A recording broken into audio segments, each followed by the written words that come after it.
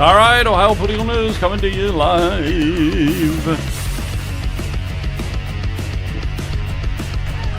And we wouldn't have it any other way. It's good to see everybody out there tonight. Yeah, woo, thousands. It's a cast of thousands to put this show together every single Sunday night. We do it. Hey, Welcome, Brian. Everyone. Well, good to see everybody.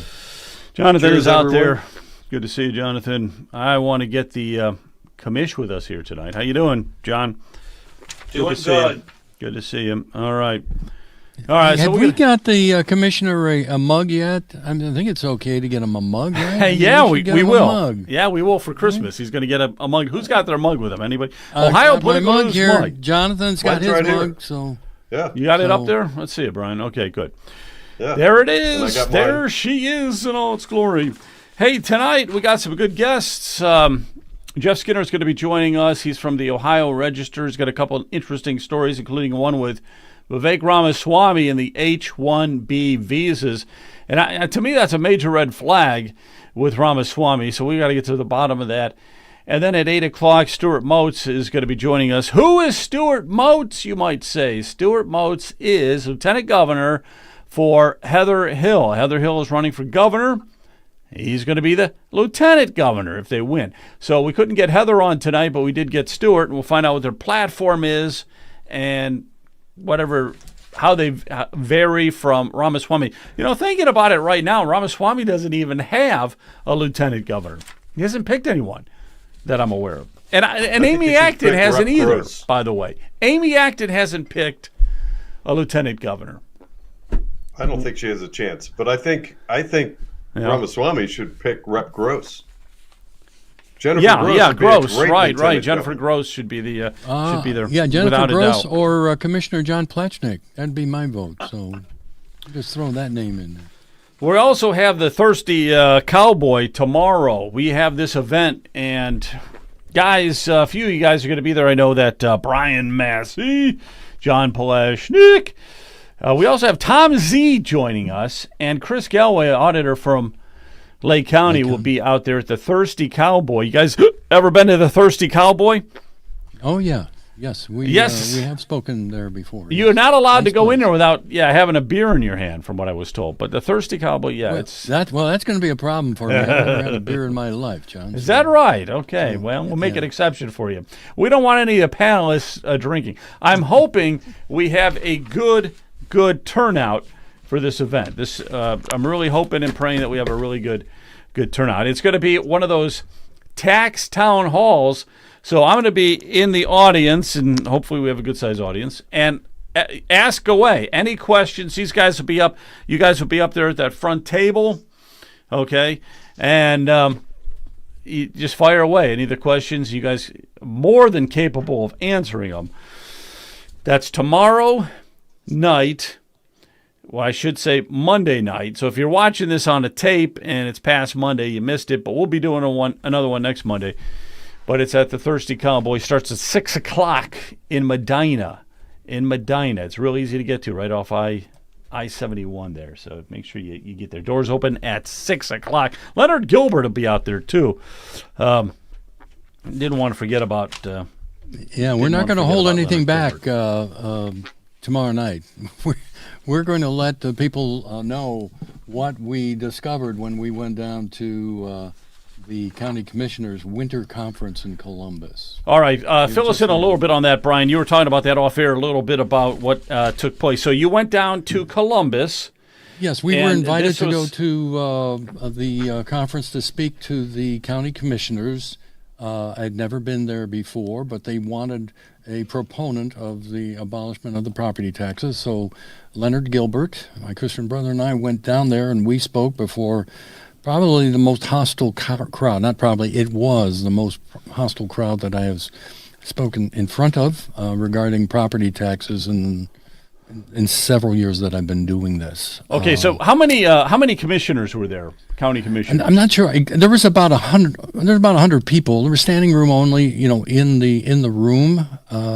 We did bring my camcorder. I couldn't take video of the audience, but I did take a recording of Leonard and myself and Karen Kessler. Karen Kessler is the news reporter for the State House News. The State House News is in the basement of the Ohio Capitol.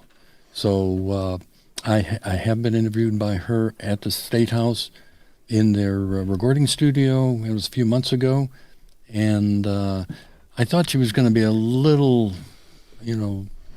non-biased, but I was wrong. She was very biased. Well, when you're in a group of 100 people that are all for property taxes, and what was she doing? She had the camera set up, and she's a news person, right? And she was the moderator, and I didn't know what the format was going to be, and I said, well, what are you thinking about the format? She says, well, I'll give you 2 minutes to introduce yourself, and then we're going to go into questioning. So it wasn't one of those where I could give a half-hour speech about property taxes. I quickly told everyone, how I got started in this thing and what I saw happening when I, went to Lake County commissioner meetings and all of my public records requests, what that told me about the growth of government, the public sector outgrowing the private sectors. I even had my sign that showed, a guy that represented the public sector, the government, just towering over the private sector. I'm not sure. That probably triggered a lot in the room. Oh, you brought that sign with you. I like that sign. Yeah, yeah, that's a good sign. I'll bring that tomorrow too to the. And I started out by telling everybody that of all the videos, and I've taken hundreds of videos and posted them on YouTube and Rumble, but there's 3 that really stand out to me, and I'm not sure they really appreciate it, but I told them the truth. I didn't tell them any comforting lies, and well, you went right into the lion's den. You realize that you went right into the lion's den. These guys are the ones who need property taxes and want them as high as possible. All the county commissioners. So, they're not going to be on your side. Commissioner Pleshek may have something to say about that because he did take the time to look. I've got it's a 1-hour video. It's kind of long, but he did take the time to look at it, and maybe he's got some insight knowledge that he can share with us. Well, okay, I'm going to go to John Pleshnik here in a second, but I think George Satari joined us. George, did you join us? Are you out there? Yeah, I'm out here. Can you hear me? I hear you. Yep. Okay. So your camera's not working, though, correct? I don't want to scare away the audience. So. Yeah.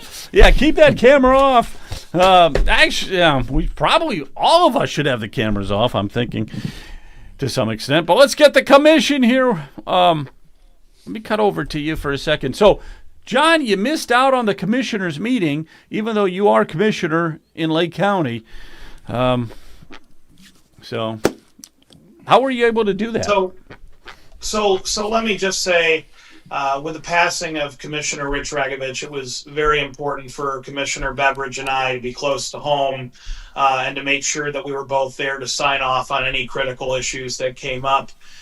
Normally we send one commissioner down to CCAO and have the other 2 local in case decisions need to be made. And I think that's true for a lot of counties. So when Brian says there's about 100 people there, that makes sense to me. You got 88 counties. Most of them are sending one commissioner as a representative, and a few are sending along some staff as well. So 100 sounds about right. I will say I've never been invited to be the keynote speaker at CCAO. It's actually a really big deal. When I asked Party Chairman Dale Fellows, who do you think the speaker's going to be this year? He said J.D. Vance, nah. Bernie Moreno, no. John Houston, no. Mike DeWine, no. I said Brian Massey, and Dale choked a little bit. It's a pretty extraordinary thing, but I think it emphasizes that the movement that Brian is leading is truly statewide. The property taxes are too damn high. We all know it. It's got to change, but there's definitely this enormous resistance from the establishment. And I've compared it to the resistance that we saw to President Donald Trump in 2016 when he said, I want to be our party's nominee. We saw all the mucky mucks and the bigwigs in Columbus circle the fences around John Kasich and say, we can't have this Trump guy. But there were firebrands like me who said, no, this guy's going to be the most conservative president in our lifetime, and we're voting Trump. And just like Trump prevailed, I think you're going to see a mass adoption of the movement to abolish property taxes as we go into next year. I think that politicians, as they look at the polls, as they hear from more and more angry constituents, are slowly, and I do mean slowly, beginning to recognize that the voters are mad as hell and they're just not going to take it anymore. So I want to commend Brian on a historic invitation to speak to the County Commissioners Association of Ohio, and I agree with Joe Miller. He was going right into the lion's den, right into the fiery furnace, the belly of the beast. These are not the people who wanted to hear it. Brian likes to tell people I'm the first county commissioner to have signed the petition to abolish property taxes. I'm beginning to wonder if I'm the only one after watching that video. But Brian, I have to say, you and Leonard really nailed it. You walked right into a hostile crowd. You didn't edit your commentary at all. You gave it to him as a straight shot. And yeah, it burnt. It hurt. Oh yeah, they don't like to hear that. They don't like to hear that. And that's why they reacted. They reacted like a vampire that stepped out in the sun for the first time. You're not going to keep getting unlimited money, increasing every year based on inflation, to just keep giving yourselves raises. Those days are over, and they're not just over in the sense that Dave Thomas is going to limit your increases, so it's only going to go up 17% instead of 20%. No. It's over in the sense that you're going to have to actually start doing more with less. You're going to have less taxes, and you're going to be expected to do more. I loved when we heard from Leonard, and he's like, why would we pay for these public schools? If a third and half the students aren't proficient in reading and math, depending on the district we're looking at, why would anyone put up their hard-earned tax dollars to pay for that? Not only are taxpayers demanding that you do this for a lot less money, they're going to demand you do more. Frankly, it's conservative to say the taxpayers expect you to do twice as much with half the money. I think a lot of us demand more, and that's the new normal for government. So yeah, it's really scary when county commissioners, school board members, state reps, state senators here, you're going to have to do twice the good with half the money or less. Yeah, absolutely. I want to play this one second here, guys, because we've got a lot to talk about with this whole thing. But I got this off the Housing Nerd. Brian, I got this off of your website. Listen to this, guys. I want to go into a whole discussion then with everybody. But listen to what this guy has to say here. Ohio cities: Cleveland, Columbus, Cincinnati, Akron, Toledo, and Dayton. There are nearly 300,000 properties behind on their taxes. That's a mass wave of owners that can't afford their property taxes. All right, 1 second here. I'm going to just reiterate some of the stuff that he says because it just flies over the head real quick. But he just said out of 6 cities in Ohio, 6, there are close to 300,000 delinquent properties here in Ohio. Those 6 cities represent only 20% of Ohio's population, which means when you extrapolate the tax delinquencies in these major cities, we could be looking at between 500 and 750,000 total property tax delinquencies in this. You're looking at somewhere between 500,000 and 750,000 properties that are tax delinquent. As a realtor, I work with these people every day, and many are shocked when they realize what their property tax bill will be once they move into their new home. Tax delinquency is one of the first stages of foreclosure. Here's how it works. Penalties and interest continue to accumulate. You get further behind and it grows faster than you can pay it. Your county sells the lien to an investor. That investor adds their own fees and interest and penalties. Eventually, you're foreclosed on. Tax Ease, which is actually based in Texas, has contracted with counties throughout the state to slam Ohioans with massive penalties and tax delinquent interest that continues to pile up to a point that the homeowner has really little choice except to sell their property or face foreclosure. And many counties will do this because they can get their money up front from this investor, and then the investor gets to enjoy massive profits from the insane penalties. And I can't stress enough. That is so weird, though. I never knew that.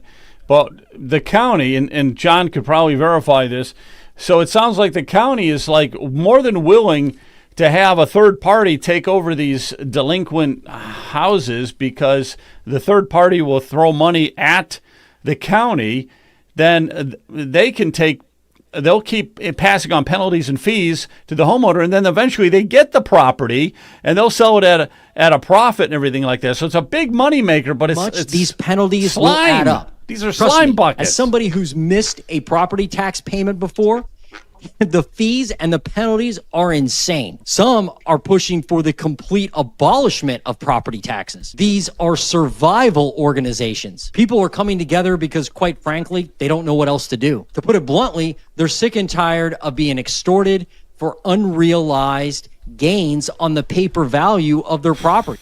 All right, so there was a lot there, but I wanted to play that full 2 minutes there because he just whipped through so much great information. All right, Brian, and I'm going to go around the horn so everybody can contribute here, but go ahead. Well, my big takeaway, and I was talking to Leonard about this on our drive home. My big takeaway is that those county commissioners, they are not big believers in the ownership of private property. And they are not concerned about saving home ownership for future generations. It doesn't enter into their thought process. All they're worried about is, and I kept hearing it over and over and over again, was the schools. We got to fund the schools, and what are we going to do about police and fire? When they ask me the question, how are you going to fund police and fire? It's just very, very easy. Just send me a bill. Just don't tie it to my house. And that brought down the laughter throughout the whole audience. Like, well, that's the craziest idea.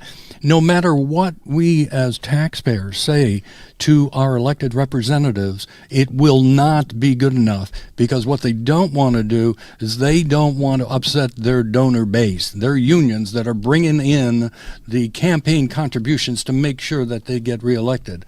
I told them that there was 3 videos that I've taken that has formed my opinion on what I see, that the state of Ohio is run by socialists. And that was the first one when Ron Young said the top priorities of government is to protect itself and to grow. And the top priorities of any elected official is to protect themselves and get reelected. The second video was when I recorded Representative Dan Troy at one of his town hall meetings, and he said that the public school funding is the purest form of socialism as far as the redistribution of wealth. So I asked the question, who is responsible for the education of the child? Is that the state's responsibility? If you look at Article 6, Section 2 of the Ohio Constitution, it says distinctly that the state should provide the funding. The state has to provide the funding. You better believe it. Yeah. Then the third one I mentioned was Senator Jerry Serino at a Willoughby Hills meeting of all the politicians from Lake County, and that was Serino, in my opinion, declared war on we the people. When he said, he talked about the movement, he said, do not sign the petition, if it gets on the ballot, do not vote for it, and also tell 100 of your friends, do not sign the petition. So we've got a senator that is not interested in private property ownership either. Yeah, okay, so, you're right. Serino did say that. Tell 100 people not to vote for this. Do everything you can to stop it and to squash it. All right, I'm going to go around the horn here for a minute. I'm going to go to George first, though, because I'm going to give him an opportunity to say something. George, you with us here? I can't see you, so I'm assuming you are. I'm here. Go ahead. I mean, all these people are net tax receivers, so they have no incentive to cut anything. Ultimately, whatever they get is not free money. Obviously, they're doing a little bit of work, but obviously they're higher paid than the average citizen.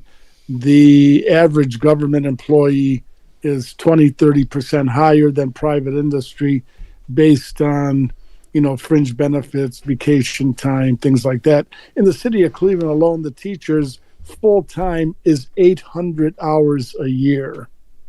Now, we all know that 50 times 40 is 2,000 hours a year, generally full-time with a couple of weeks vacation, maybe 1,800 hours. The Cleveland schools teachers, 800 hours a year.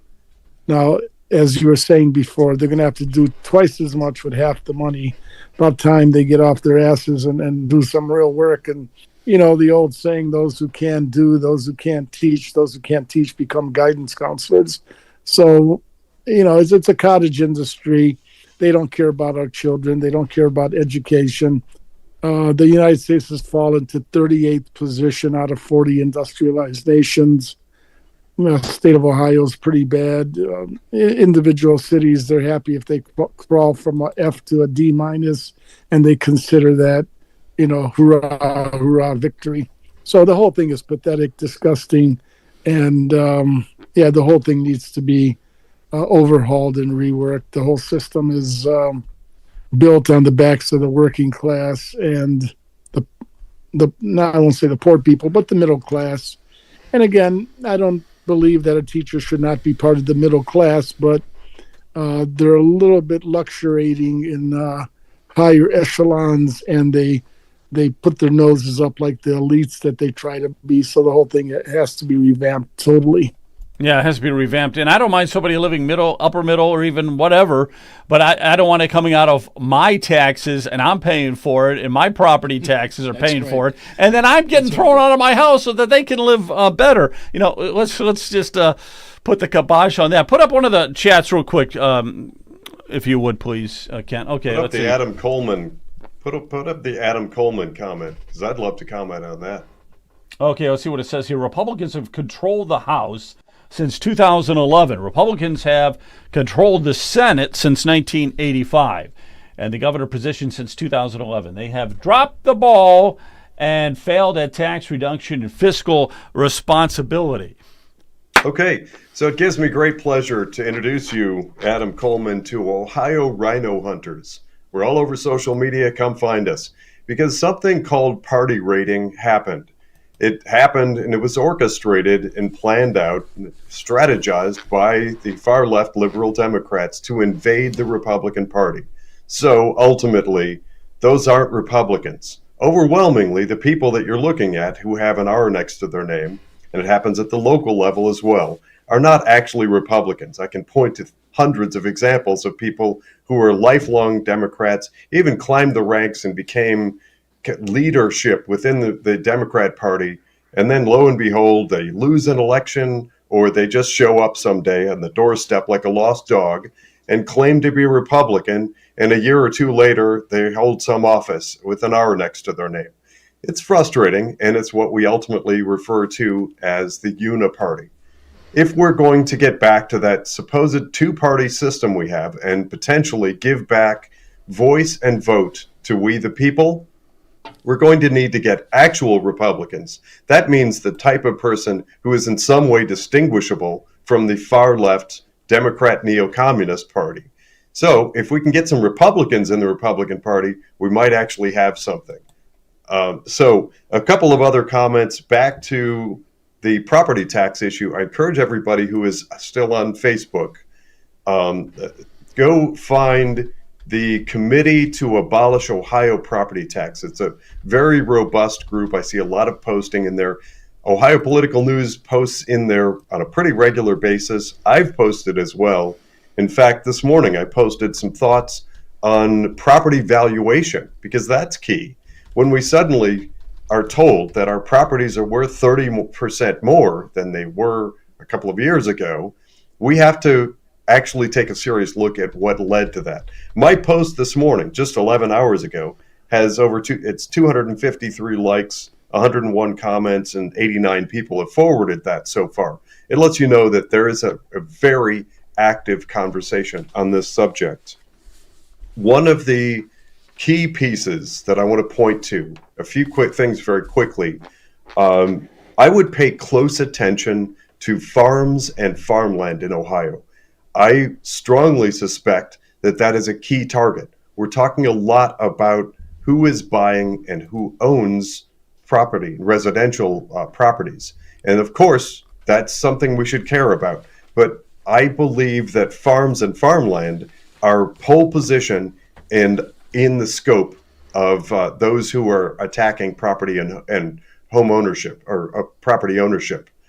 when it comes to taxes, it's important to recognize that just like regulation, it's easy to add and virtually impossible to subtract. I happen to be looking at county budget projections for my county of Geauga. Geauga, and this is true, I think, for every one of Ohio's 88 counties. I can look at 2018 and 2019 and see what we used to exist on, our expenses. That's the cost of living here in the county of Geauga in 2018, 2019. Our current costs and revenue are about 45 to 50% higher. What do we have to show for that? In my county, there's very little. By the way, as a side note, for anybody that is in Northeast Ohio, that's Lake, Geauga, parts of Cuyahoga, Ashtabula, and a little further south, I am newly a radio show host. As of December 12th, I'm broadcasting drive time, 7 a.m. to 8 a.m. on WINT, that is 101.5 FM, 1330 a.m. That's WINT. You can also stream it. My reason for bringing that up, because this actually has been our topic the last several days. We're drilling down into Geauga's budget. But the thing that I'm finding is the people that follow me and provide comment are saying the exact same things from all over the state. I'm getting comments from central, southern, east, and western Ohio that their budgets have done the same thing. They've ballooned up, and now just the horrible poisonous icing on the cake in Geauga's projections for next year is that our expenses will be higher than revenue. So revenue skyrocketed because all this crappy COVID money flooded into the system, and we raised spending, buying all kinds of luxury items to match the revenue that was coming in. But now we're actually going to exceed that high watermark of all that ugly money. Ultimately, these people need to do a better job of understanding the will and interests of we the people and know that there is no government money. It's all taxpayer money. We're funding this. So, in summation, go find the conversations taking place about abolishing property taxes and participate. There are a lot of great conversations. There are a lot of great concerns. There's no easy fix to this. It's ballooned and blossomed and turned into a cancer over 70 plus years. It's not going to be easy, but we need to find answers that stop putting people out on the street. Okay, hang on a second. Hang on one second. I just got to get our guest here. Just acknowledge him, Jeff Skinner. We're going to get to you in 1 minute. Okay, I'm going to let just wrap this up here real quick with this whole thing with the property taxes. But we'll circle around and talk about the property taxes later. But we got to get to Jeff Skinner here. But I'll give John, if you got a quick comment or something you want to say, and then we're going to go to Jeff and Brian, if you got something quick you want to say. But yeah. Well, let me quote Brian Massey from the County Commissioners Association speech, quoting me. The property taxes are too damn high. And when you tell the average resident, well, how are we going to pay for services if we don't tax your home? Do you really think that person cares about having a fire department to put out a fire in a house that they got kicked out of? Now, there's no universe where we don't have roads, police, and fire. It's nonsensical to say if we abolish property taxes, we're going to live in a post-apocalyptic Mad Max-style world.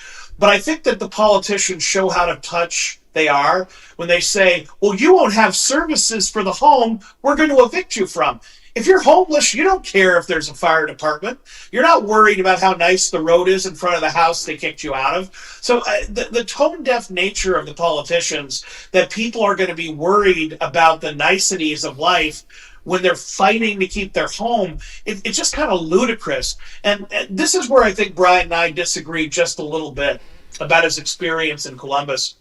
Brian says, he just said here, these commissioners don't understand or value private property rights. I said, Brian, I disagree.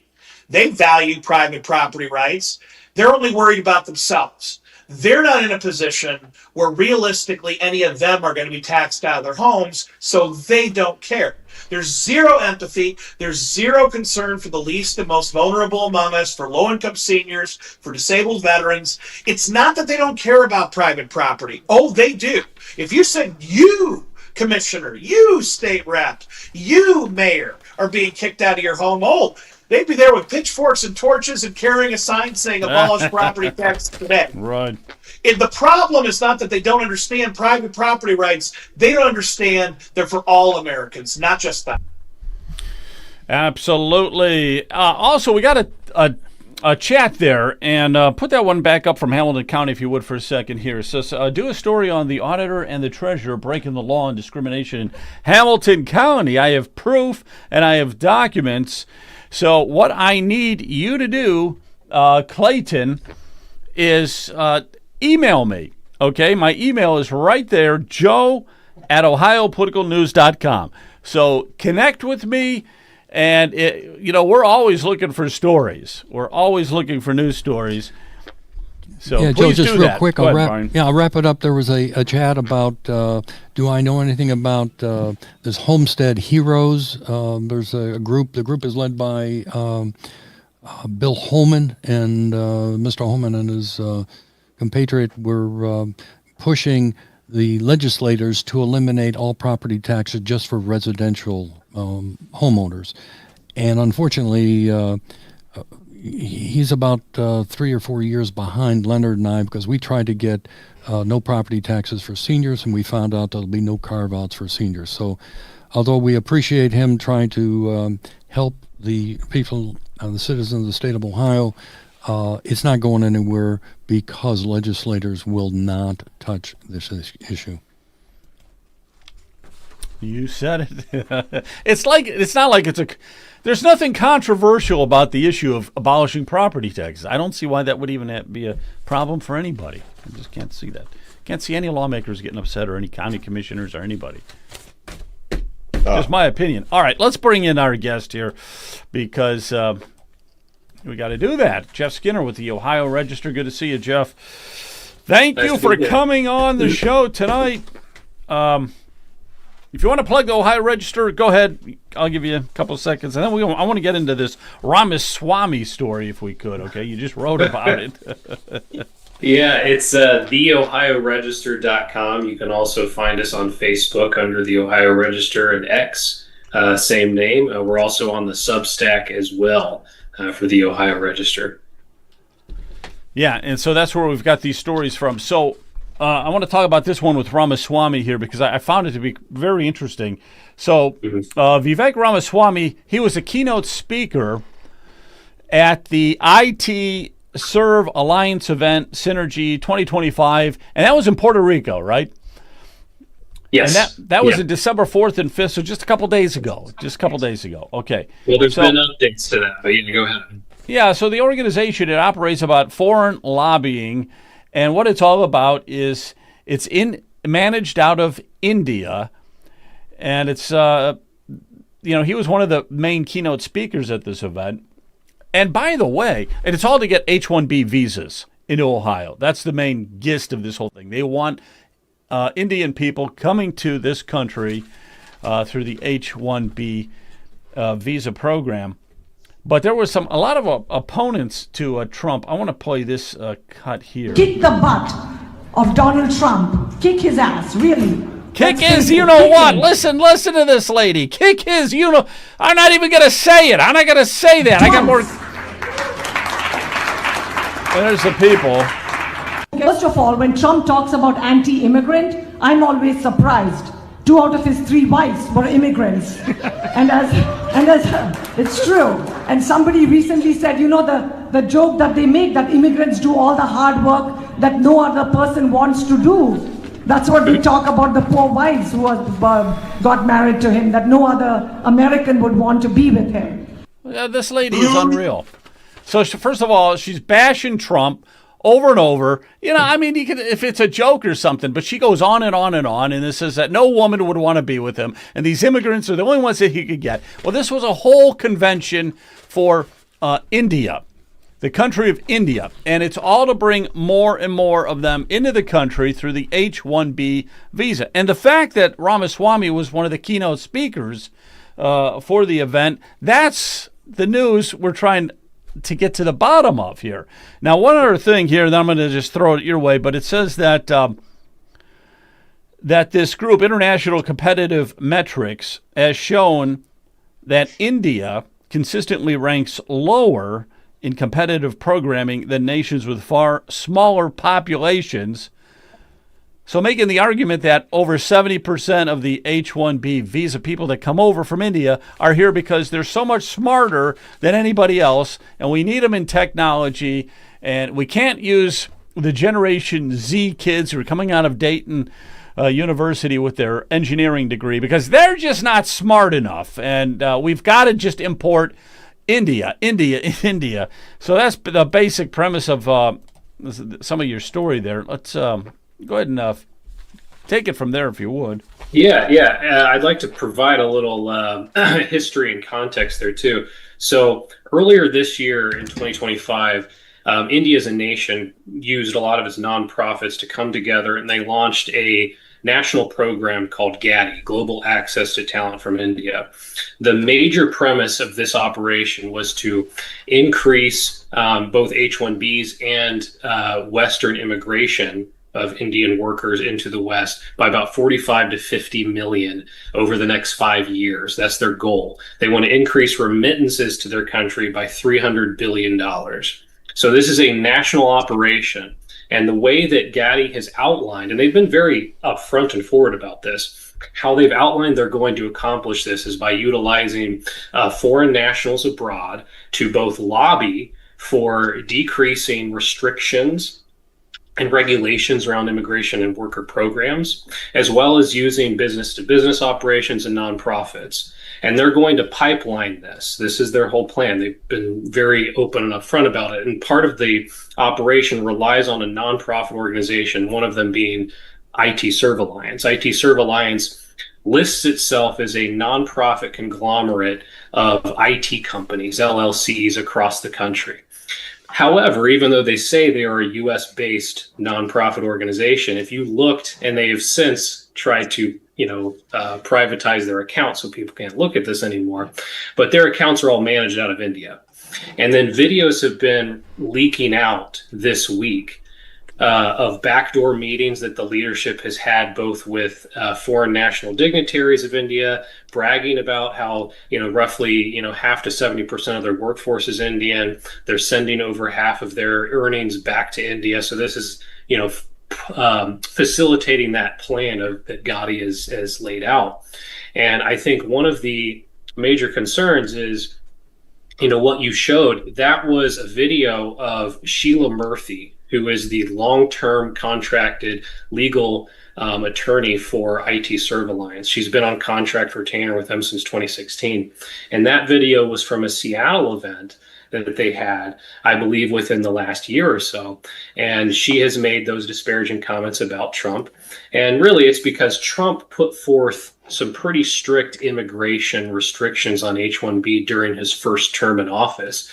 And IT Serve Alliance launched a lawsuit against the federal government in 2018 to overturn a lot of those restrictions, not based on, whether or not they felt that they were, restrictive or bad or hurtful, but because of the process for which they were laid out. Because they were outlined in memorandums, they were able to overturn them, which actually opened the floodgates to increased H-1B imports over the last, let's say, 5 years. And it's kind of been a disaster, in my opinion, for other countries that have gone down this road without any sort of impediment. You can look at Canada, which has pretty much increased, unfettered H-1B, we'll call it that, is their equivalent of that, immigration into their country. They now have a 15% plus unemployment rate amongst their youth. So you've got kids that are graduating these engineering schools, and they can't find jobs. Even worse for someone in the U.S. where we don't have, socialized universities. They're coming out of schools here in the U.S. with hundreds of thousands of dollars of college loan debt, and they're competing, with people that are willing to work for a quarter of the price through these immigration programs. So it's disastrous for us here nationally. Yeah. So I didn't show everything that lady said, but there was also a part where she was saying that you have to have the brotherhood and the unity of India. And then I just saw a chat there where somebody was saying that they were in the IT department. And let's see, here it is right here. I've been since 2000. H-1Bs took many IT jobs throughout my career, saw it firsthand. And then they turn into the India mafia, once in management, and they hire only Indians. Now, this lady is making that claim basically on that video, saying you got to unite. We got to stick together. We got to bring in all the Indians. We got to bring the Indians into America. So that's what the Somalis are saying too. That's the Somalis. That is just their way of conducting business. And I don't know, you said something like 30 to 50 million, which is scary. That's off the charts scary. Let me just pass around the baton here for a minute. George, you want to comment on H1? Yeah, it's obscene. I have some clients that have a few. They're from Europe, but the way they craft the document is that it's written in such a way that it's tailored that no one here can perform that job, which is nonsense. They crafted and tailored very specifically to keep the jobs out of American hands, and so the company is able to hire a foreigner under the program. I don't know if that 50 million number is correct, but everybody's turning the United States into the economic flop house. We're just here to provide jobs and money to be sending overseas. They don't care about our culture, our history, our Constitution. We're just an economic flophouse. That's all. Yeah, we're just here to be milked. When they're taking jobs from the Generation Z, the college kids right now, that is where we have to draw the line. Because these guys coming in from India, these kids coming in from India are not as well qualified as some of these engineering students that are coming out of all the colleges here in Ohio. They're not. They're not even close. These are very, very tough, regimented degrees that you get. Yeah, Joe, if I could interject, and Trump is backpedaling on the H-1B restrictions. He wants to open it even broader, just like all of a sudden he wanted to go from 300,000 Chinese students to 600,000. What the hell is that all about? Is Donald Trump our Trojan horse to implement the replacement theory, or what's going on? I mean, he does 80%, 85%. I could agree with him, but some of the things he does, like, again, the Chinese students and the increase of the H-1B visas and some of the extra constitutional stuff, I don't know. These are very distressing to me. Absolutely. Well, I got to get a few of these other guys in here. Jonathan, you want to say anything on this subject? Yeah, absolutely. So we've covered a lot of the concerns about patent infringement and copying business models, those sorts of things, and the potential to lose intellectual property here in the United States, along with the loss of those jobs. Because Jeff Skinner is exactly right. We're putting these kids through very high-cost colleges in many instances with the expectation that they're going to get out and get hired by one of the companies in the United States. And if they get undercut, that's really bad. But I want to talk for a moment in a little greater detail about an additional level of money lost, another kind of off-radar mechanism to lose money, and that is wage remittance. We have a lot of people, George can correct me if I'm using that term incorrectly, but they have a lot of people that come into the United States, work for peanuts oftentimes, and they live in squalor, but then they take some of their money and send it back to their home nation. So I'm looking at some figures here, and according to a Brave search, I use the web, browser Brave, and it has a search feature built into it. And according to what I'm seeing here, in 2023, India received $119.5 billion in total remittances, making it the world's largest recipient. Of this, nearly 30%, to $35.8 billion, came from Indian workers in the United States. So that's just money that's just evaporating out the door.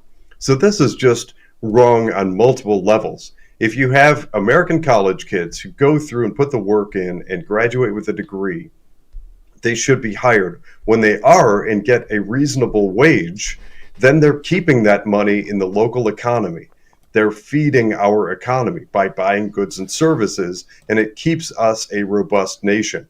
If you replace that person, not only do you potentially add them to the jobless, and they have to rely on government support and assistance, but you're replacing them with somebody who might very well be funneling part of their wages out of the country somewhere else. It's just a lose all the way around. And I think we do absolutely need to be putting people's feet to the fire and asking harder hitting questions about this intention to increase H-1B. And George Satari is right. I've seen and know a little bit, at least, about how those H-1B visas are written, and they're written in a way to create the impression that there isn't a viable U.S. alternative. And most often, in the cases that I'm aware of, there is. They could hire an American citizen to fill that job, and they're simply lying on that application to save money on wages. Yeah, well, I think that there was some reports that were done saying that there's plenty of people in other countries and that could outperform the Indian. But the India culture is you get on board with it, and you hire other Indians and bring them in. So, this to me is a big red flag with Ramaswamy. And we do have somebody coming on. We have Stuart Moats at 8 o'clock. Who is Stuart Moats? Stuart Moats is going to be the lieutenant governor with Heather Hill if they win. So he's going to talk about their platform. So we could talk to Stuart here in just a minute. I've got a question for our guest. Jeff, have you heard anything about any of our elected representatives, at the federal level, the senators or representatives? Are they saying anything about these visa programs? No, I haven't. And that's kind of one of the most concerning things about this. I will say, as somewhat of an update to what you were saying earlier, Joe. So the Vivek campaign, I guess, or Vivek himself was supposed to be speaking at the 2025 Synergy event from IT Serve Alliance this week in Puerto Rico. It's like an annual event they go, and I don't know what they do there, but he was going to be the headline event. And he backed out at the last minute because of the negative press that had been circulating about IT Serve Alliance, both the video that you showed and two other videos, which readers can log on to the OhioRegister.com and check out some of those backdoor meetings in which IT Serve Alliance outlined their strategies for how they've overturned previous H-1B restrictions and their plans to continue down that road. So that negative press, according to an article in the Times of India, is what led to Vivek backing out of the event. Now, what he was going to say there, or what he was going to do there, I would love to have an answer to that. I would also, in my personal opinion, I would like to know, something from the Ohio GOP, the party, why they're, standing behind a guy who has made disparaging comments about American workers that got him kicked out of the federal Doge before his appointment, and why they feel it's appropriate to sort of back this individual who seems to be going down this road of supporting mass H-1B immigration into Ohio. No, I agree with you 100% there. And okay, I'll just lay it out where I'm at. I like Ramaswamy, but there's a few things that I don't like, and one of them is he seems to say, after a while, if you listen to him long enough, he seems to say whatever he can say in a room to get them to vote for him. He's like a real politician. I'm beginning to wonder how sincere he is on all of this stuff. Now, I'm really glad to hear he didn't go to that conference. He was supposed to be one of the keynote speakers. He backed away and probably got some advice from the Republican Party here in Ohio and said, don't go to that. But the only other thing, John, the only other thing about Ramaswamy is the guy, if he's with the teachers union, he supports the teachers union. If he's with with somebody else, he's supporting vouchers. He wants to spend money for the teachers to get the salaries, but he wants to get rid of property taxes, and on and on. So I'm beginning to get dizzy with Ramaswamy, because I want a guy that's sincere and he's going to just stick to his guns on some of these issues. But what's your thoughts on any of this? So let me start by saying this. America First isn't just a slogan, it's survival. We have to put America first, or there won't be an America 20, 30 years from now. The reality is we are not going to make the world a better place by letting illegal immigrants or by allowing HB1 visas to take the place of American workers. That's ultimately lowering pay worldwide, not raising it. It's lowering American standards, not raising global standards. What we need to do is to show that paying a fair wage, being the leaders in technology and innovation, allows us to raise standard of living for everyone in America. We're the envy of the world. And if your country isn't doing as well, you should be more like us. So you improve the plight of the folks in India and China and in third world countries, not by just opening the door and letting them come to Ohio or Michigan. You improve their situation by setting a better standard of living here and saying, if you want it there, you need to get rid of that dictator. You need to get rid of that tyrant. And, as Thomas Jefferson says, a little revolution is necessary every now and again. But we can't save the world by bringing them all to the United States. We save the world by making the rest of it like the United States. We shouldn't be more like them. They should be more like us. As to Donald Trump, I think you can hear loud and clear this organization hates him, hates the fact that he's put America first. Ain't nobody on God's green earth perfect, and ain't nobody that we all agree with 100% of the time. But God bless Donald Trump. We wouldn't have a country left if it wasn't for him. And once again, nobody's perfect, but Vivek is running with Donald Trump's endorsement, and I think the fact he pulled out of this conference is proof that he's got the right people around him telling him, we got to stay on the America First path. No, I agree. I agree with those sentiments exactly. And like I said, Stuart Motes is supposed to be coming on at 8 o'clock, but I want to ask you another question, Jeff. In the meantime, there's another story we could just touch on here briefly, but Robert F. Kennedy Jr. with the Center for Disease Control and Prevention of Vaccine Advisory, they voted to remove hepatitis B vaccine from the recommended list of vaccines to give to newborn babies. Now, this is crazy, guys. What's crazy is all the vaccines. I mean, the child is just being delivered, and you got all these doctors hanging out there with these syringes ready to start poking them like a cactus.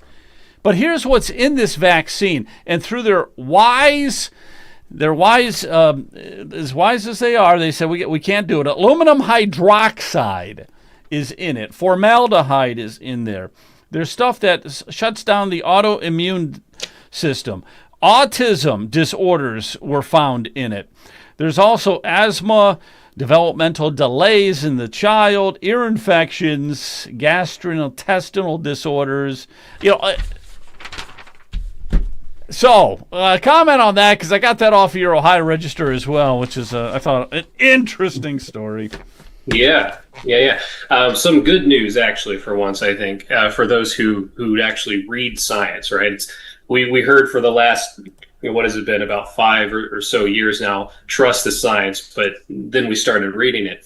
The hepatitis B vaccine specifically is administered to newborn, in the hospital room after delivery, into the recovery room, and they say that it's there to treat a virus, hepatitis B, which is primarily transferred through, and I try not to be too graphic, but blood and feces. This is a liver disease that primarily is transmitted through blood and feces. So the primary people who are at risk for it, especially as an infant, is only if your mother is infected with it and you come into contact with that blood or feces, during birth. In addition to that, you have people as adults, adolescents who could come into contact with, needles from intravenous drug users, in the household or something of that nature. The idea that the average infant needs to get this vaccine is asinine, and it's always been asinine. And there's been multiple studies that have shown that those compounds you discussed, the aluminum hydroxide specifically, causes neuroinflammation because this is an adjuvant that gets injected with the compound, the actual, isolated viral components. It goes through the body. The aluminum nanoparticles cross the blood-brain barrier and cause neuroinflammation. And there have been studies after studies, and the CDC is now starting to become accommodating to this realization.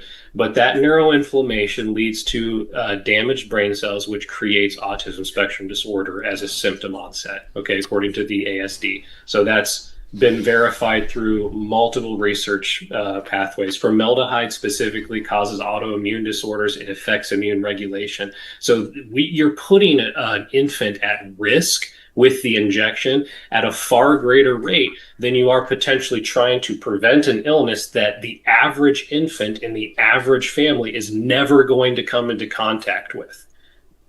Yeah, and the child, I mean, it's just, these are newborn babies. It's almost like they want to get the syringe in them before you take them home because you may not come back, in Big Pharma, they want to get as much of this as they possibly can. Hey, I want to thank you for coming on tonight. Really appreciate it, okay? Yeah, thank you for having me. I appreciate it. Yeah, thanks, Jeff. Thanks a lot. Thanks a lot, Jeff. Really do appreciate it. We got to get our next guest here, Stu Moats. Hey, Stu. Hey, Joe. Before we go to Stu, I'm here with Dakota Sawyer. Everybody knows Dakota from Monday Night Roundtable. We're working on a congressional campaign. The congressional district, as well as the person, will remain nameless until January. We're firming up a lot of things, and we'd like to give Jeff we're going to give him the exclusive story. I think this could be a tremendous race, but no name, no district at this time. Also, again, Joe, I saw you were putting up the flyer for tomorrow's symposium, just in case people haven't really looked at it or it was too quick for them. It's tomorrow at the Thirsty Cowboy. Doors open at 5. Meeting starts from 6 to 8. Questions pertaining to repeal of the real estate taxes through a constitutional amendment. That's at the Thirsty Cowboy, where Medina County Friends and Neighbors has their meetings on Saturdays. This is tomorrow on Monday. The owner gave us the premises. He's usually closed on Monday. And the Thirsty Cowboy is at the intersection of Route 18 and I-71, a little bit east of the intersection on the north side in the Antique Mall Plaza. We hope to see people there. We'll be live telecasting as well.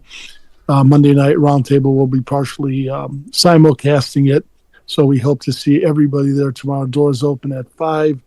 Meeting from 6 to 8 at the Thirsty Cowboy, beautiful Medina, Ohio, Route 18 and I-71, exit 218.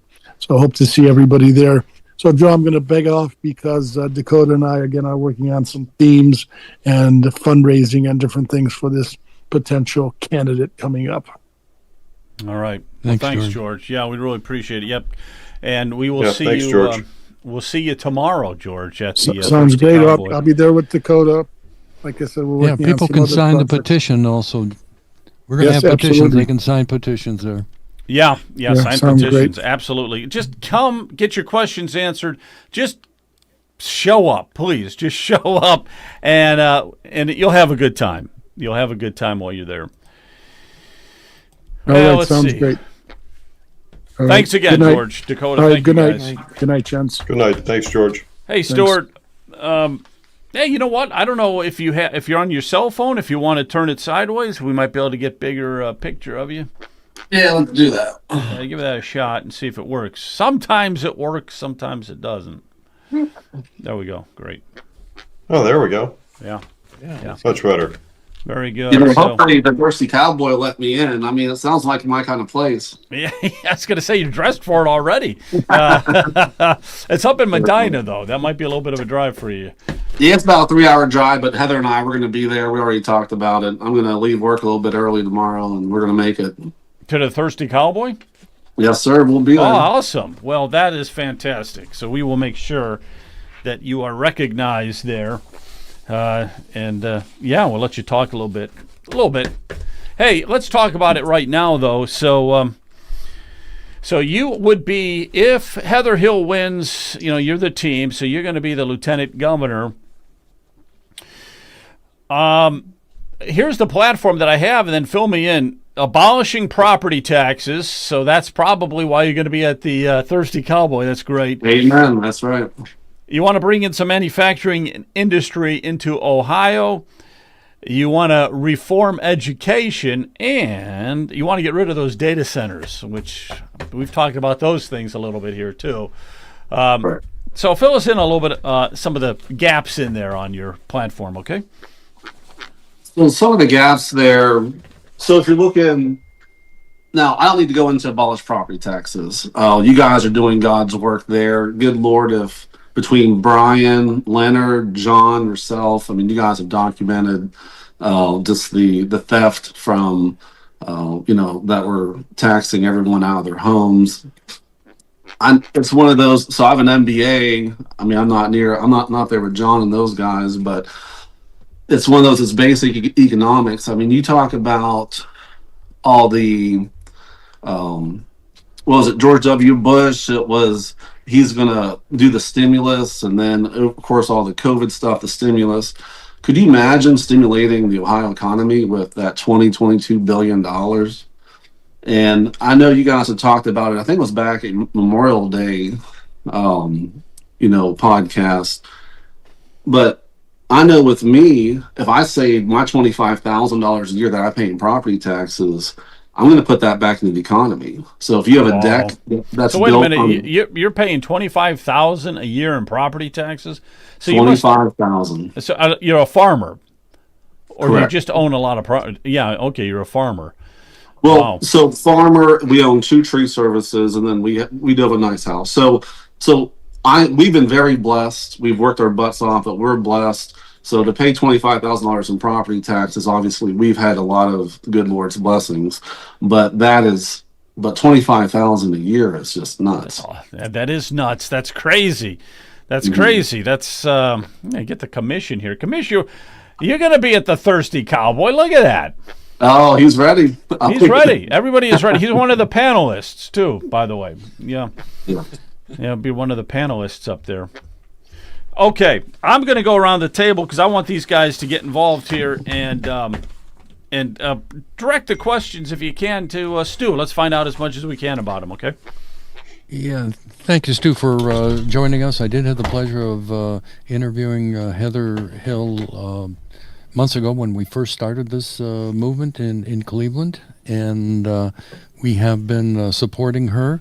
I can tell everyone that Vivek Ramaswamy wants to eliminate the income tax, and he is not interested at all in eliminating the property taxes. So I just can't support him, and I look forward to asking Heather Hill questions Monday night about the property taxes and what she is, how is she going to help the average citizen to maintain their properties, because that is the foundation of freedom and liberty. We keep saying that over and over again, but the legislators are just not understanding that.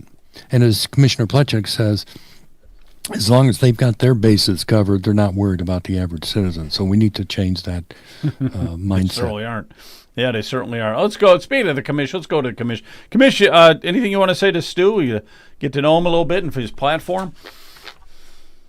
Well, I would like to ask Stu, if you were lieutenant governor and you were tasked with looking at state government and how to cut the $22 billion out of it to pay for the reform of abolishing property taxes, which is where we're going, what would you cut?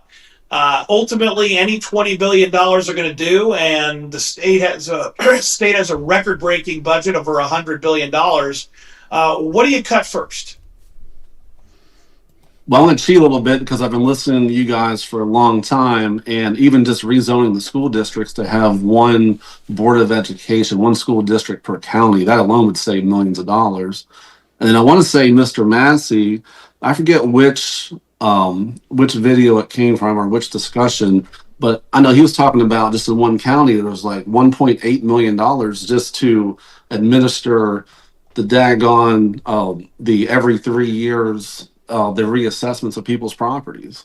I mean, how much, like, what's the administrative burden and administrative cost of just administering the property taxes alone? A little bit about my background. So I was enlisted military at first, and then I got my degree, and then I retired as an officer out of the U.S. Air Force. And I was a contracting officer. So I was in charge of spending Uncle Sam's money for the last 11 years of my career. And I can tell you that there is plenty, we'll say, plenty of dodging that can be done, I believe, in every single government organization. When was the last time someone came to you guys and said, you know what, I think this government agency, XYZ, I think they really spend their money well? Like, everyone knows, like, everyone's in violent agreement that the government is very, very just full of fraud, waste, and abuse. So I'll guarantee you, I mean, I know you guys talked about a $5 million figure at some point. I would be shocked if only 5% couldn't be found in the $100 billion budget. Yeah, absolutely. We'd probably find that. Just look under a few couch Welcome, cushions. welcome to the show, Stu. A couple of things. I've got some buddies in the military and recent former military, including some guys on the cost and accounting side. And some of the stories I hear are nightmares, just absolute nightmares. They're supposed to audit bases that are supposedly have a huge list of equipment that actually doesn't even exist. The horror stories are really bad. And when it comes to our military, I mean, I guess there may be some areas where I might be convinced to be a little bit comfortable with somebody fudging some numbers a little bit. But when it comes to our national defense, absolutely not. It's a critical red line that some people have crossed. Same thing in schools. So two things. One, I'm going to make a comment and open the door to a future interview. And the second, I'm going to ask you a question. I announced a little earlier on the show that as of this last Tuesday morning, the 2nd, I am one of the hosts of a radio program here based out of Lake County. It's WINT 101.5 FM and 1330 AM. I'd like to welcome you, offer to host you on that show. We have drive time 7 to 8 a.m. We can connect after the show and see if you or Heather would like to come on the program and talk about your platform. It's a call-in format. It's also live streamed. And I'm actually going to interject that I'm very pleased to announce that this coming Wednesday, we're hosting my friend Bob Friends. So Bob Friends from Northeast Ohio. If you're in this area, you know this story that took place last week with Bob and his show, his 11-year-long show, Strictly Speaking. Bob will be on WINT with me on Wednesday morning. But the question I have made it a study to understand what's happening in Ohio's schools and the education system. It's a nightmare. I've had years of interaction with our state board. In fact, several former state board members are personal friends of mine, and you'll meet with some probably tomorrow night. The question I have is, what do we do with this nightmare structure that we've got? We've got one of the largest boards of education in the country with 19 members, some elected, some appointed. And then the last election cycle, we saw the teachers' unions basically buying some of those seats. We've seen some moves that are, I think they missed the mark from Mike DeWine, trying to take some of the rights and rules and responsibilities away from that board. But what would you do with that spaghetti noodle tangle to try and get better education back to Ohio? So WINT, I mean, I'm a big football fan, so my memory goes to interception. So we'd love to be on your show. The school system, so this is one of those, just ask the general question. is the school system hitting the mark? And what is that mark? So to me, the mark is, are we preparing our youth for real life?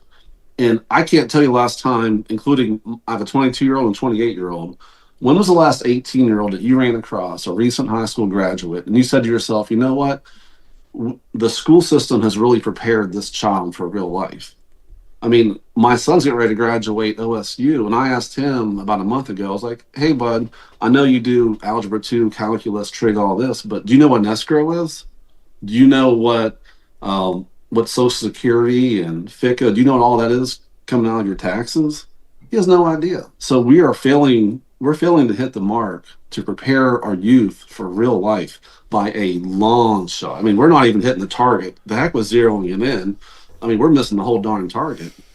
The school system in general, I mean, I know you can't throw the baby out with the bathwater. And so you don't want to go in there and say, hey, we're just gonna carpet bomb this entire organization. But it's got to be figuring out what the inner workings are, talking with the smart people, even like yourself, that, you know, you've been asking the questions and you've been digging into this for what, a decade now. So there's, in the military, we call them SME, subject matter experts, and also someone with critical thinking. So many people in the military or in government in general, they're just worried about preserving their job and justifying their position.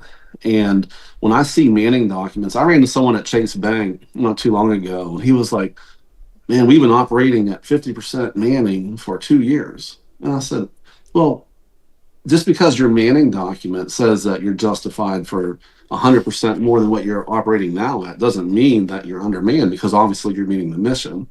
So these government positions, I mean, to be able to go in and with independent thought and having no conflicting, what do I want to call it? Like, there's just no conflicting, I'll say conflicts of interest. It's like, because I think everything should be baselined on what is best for the Ohio citizens.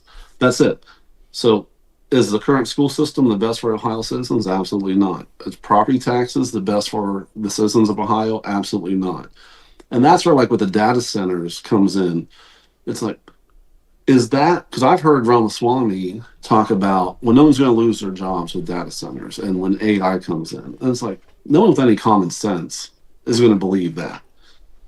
Because I'd rather get to building infrastructure, manufacturing. I mean, heck, between the railways, the interstates, the waterways, it was like, what made Ohio great was production and manufacturing.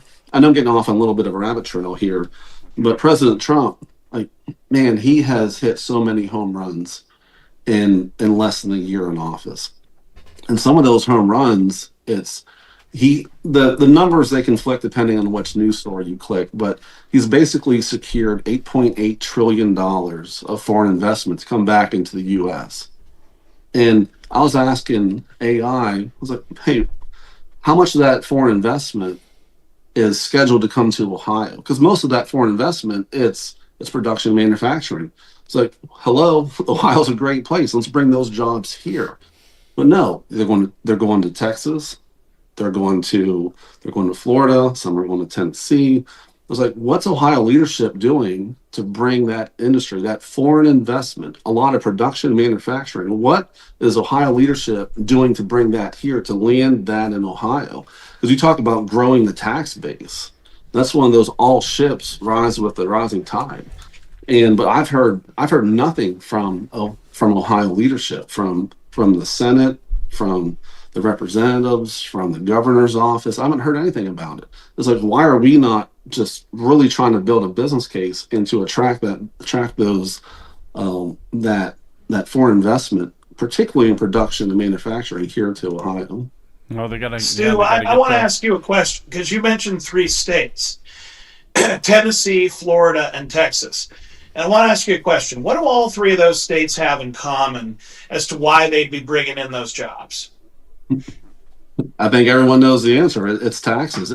They have better tax situations than Ohio. Ohio, I think, well, shoot, I think it was you I think it was you, John, that said I think we're the eighth highest taxed state in the union. I was like, that's crazy. But again, because for people who are businessmen, businesswomen like myself, when you hear about, hey, where are we going to start this business, or what's attractive for businesses, and even so on the federal level, when we were retiring, and just kind of everyone in the military knew, it's like, hey, if you retire, if you go to Tennessee, they don't tax retirement income. Hey, if you go to Florida. So even on that level, it was attractive within the military, those states that had more common sense tax structures. And I think if we Exactly right. if we abolish the property taxes, we're going to be bringing, I would think, revenue, manufacturing and stuff like that into this state. Quick question from me: are you running as Republicans now? Is that what had to happen? Is that true? Yeah. Because Yes. you were originally going to run as an independent, so you're going to be going up against Ramaswamy in the primary. You are correct. So what it is that we wanted to be independent because we feel a lot of the two-party system, there's so much vitriol. So it's one of those, you can't go in there and say, hey, the blue team had a good idea, the red team had an idea. Like there's so much hate and dissension among the two parties. So we felt, hey, there's enough room in between the far left and the far right that an independent could actually make a splash, because we really coin ourselves in being conservative Republicans or independent thinkers, and we didn't want to be part of, would say, like an establishment to where the RNC kind of, in a sense, dictates. Like, we don't want to be a puppet for the RNC puppet master. But again, at the state governor level, I think there's a lot more goodness and there's a lot more autonomy from the RNC. So I don't think you have to. Hey, Joe, is that lag Right. only on my side, or is that coming from Stu? What's that? What's that, Jonathan? What'd you say? I think I lost him. Brian, do you have a question you want to? We'll probably just wrap this up pretty soon. But do you have a thought? Yeah, Stu, did you have the support of the Libertarian Party? I remember speaking to Michael Sweeney, and he was, supporting Heather Hill, but maybe that's been changed. Yes, it's been changed. I know Heather met with him a couple times, and there were some core values there that just didn't line up with Heather, so she decided not to pursue the Libertarian Party. Very Okay, good, thank you. And you were going to go try to go with the independent party, I believe. So let's just go around the horn one more time here. What do you think? What do you got, John? I like the hat, man. I like the hat. Where's the holster? Or we're getting ready for the duel at noon at the OK Corral. I mean, the Thirsty Cowboy tomorrow. Doors opening 5, talk beginning at 6 o'clock, and I have a feeling property taxes are going down hard in that particular duel. But what I know is that higher tax states like New York, California, Ohio are slowly dying. They're seeing their populations move to Florida, Texas, Tennessee, to lower tax states. People are voting with their feet. And if we don't reform taxes in Ohio, not just abolish property taxes, we really need to get all of our taxes under control. There needs to be massive spending cuts. There won't be anyone left to tax. I mean, we're starting by taxing seniors out of their homes, but this story ends with taxing everyone out of Ohio. If we want a future for this state, and I do, we need to cut taxes and cut spending now.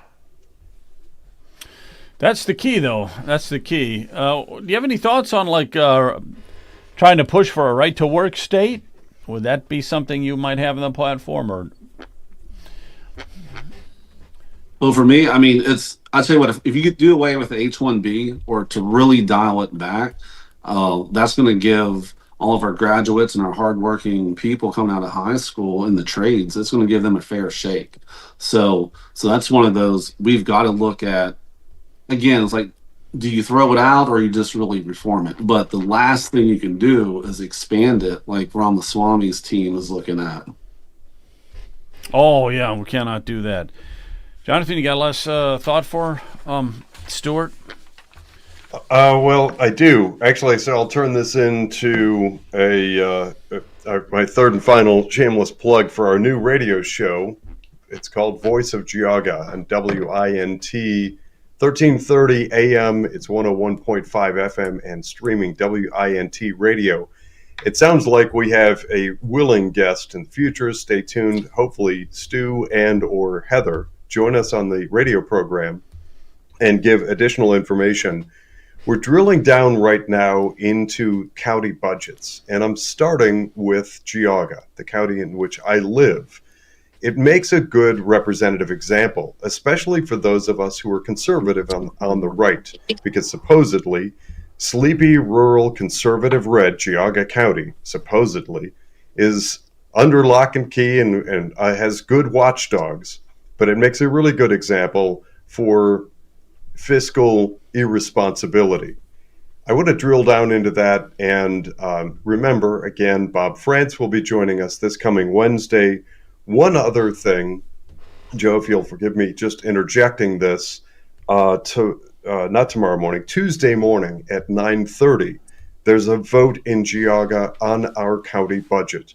I'm encouraging everybody to show up at the county office building 9:30 Tuesday morning and encourage our county commissioners to vote no on this preposterous, inflated, egregiously awful budget. Back to Stu.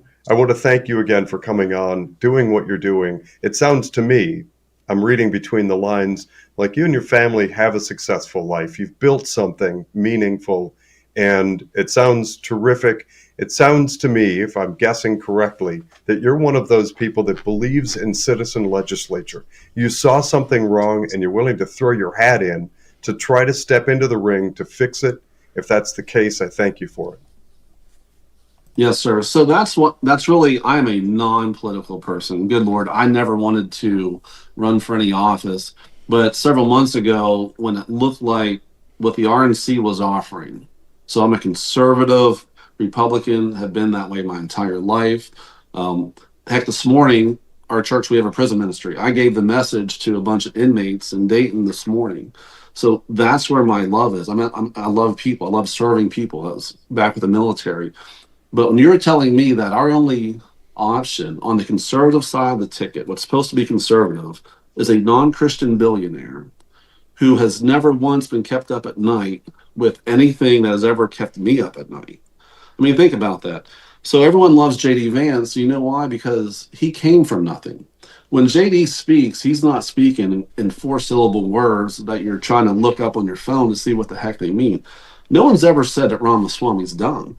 He's brilliant. I'll give him that. But if I cannot relate to my elected official who is supposed to represent me, and I know they can't relate back, then what in the world am I doing sending him to the most powerful position in Ohio when again, he's never been in my shoes? There's only 10 billionaires in the state of Ohio, and he's one. And he's supposed to represent us. I mean, has he ever stepped foot in public school? If he did, it's probably my mistake. And I ask people when I meet them, I was like, have you ever had a conversation with a millionaire, let alone one of the 10 billionaires in the state? And they're like, no. I was like, you're probably not even you're not even breathing the same air. I was like, all of a sudden, Ramaswamy's taking pictures of construction workers to try to look relatable. I was like, do you think he would have been jogging in his community and spoke to them 8 months ago when it wasn't a PR stunt? So really, and it's not even his fault. Like I told him, it's like, look, I'm sure he's a good guy. It's not his fault. He was born into a millionaire family, and he moved that ball forward down the field. Now he's a billionaire. Oh, but back to J.D. Vance. When he speaks, he came from just a blue-collar, very poor upbringing, and then he made it, right? He made something of himself. He's the true American dream. And when he speaks, it's like, you know what? I'd have a beer with that guy. I know he can relate to me. Again, Ramaswamy, to no fault of his own, he was born into a millionaire family, and I don't think him and I could have a conversation about just very basic things in life because, again, he's just not relatable. It's no fault of his own. So that's where I stepped in, and I was like, look, I know it's a long shot. I mean, I'm not delusional, but it's one of those, when I see an issue, I'm like, you know what? If it's a God thing, it'll happen. If not, at least 5 years from now, I'm not going to look back and say, what if? Yeah, and you'll learn a lot. You'll learn a lot from doing it, regardless of what the outcome is. So, all Joe, right. can I mention one last thing to Stu? Stu, if there's anything that we can do to help you on the issue of property taxes, you can just give me a call or communicate with me, and we'll keep you posted on how the movement to abolish property taxes is going. If that I helps. appreciate it. Oh, that'll help a lot. And like I said, I've been watching you three. Like I said, you guys been doing God's work, and you guys' hearts are obviously in the right place. I mean, this is a selfish thing. You guys aren't getting rich. I mean, you're getting slandered. You're getting, you're probably getting cussed out at some of these meetings, but you're going in there just like you guys were talking about earlier. I mean, you're going into the lion's den, and you're doing it because it's the right thing to do. I mean, you're not gaining fame and fortune from it. So I really appreciate you guys as a team doing that. Well, thank you for stepping forward, Moats, Stuart. Really appreciate it. God bless you. Good luck. We got the confetti, and the fans are cheering you. Thanks for joining us, Stu. Thank you very much. Thank you very much for joining us. Really appreciate it. Thank you, Stu. Give your best. Give our best to Heather, and talk to you soon. See you tomorrow at the Thursday Cowboy. Yeah. Please tomorrow be there. Night, boy. Be there. All right. Thanks. Thank you, Stuart. Good night. See you guys. Bye. Good night. Now you're the ones who've lost their time.